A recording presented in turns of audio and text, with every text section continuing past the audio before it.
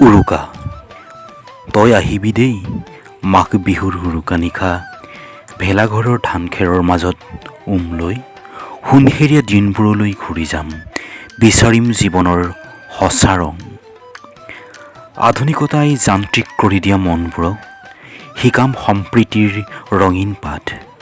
মোৰ জাতিৰ চহকী সংস্কৃতিৰ বৰঘৰত মহৰ ৰেঠা দৈ লৈ কোমল চাউলৰ সুগন্ধত অতৃপ্ত মনটোক দিম তৃপ্তিভোগ মোৰ আই আখৰৰ সান্দহ চিৰা খাই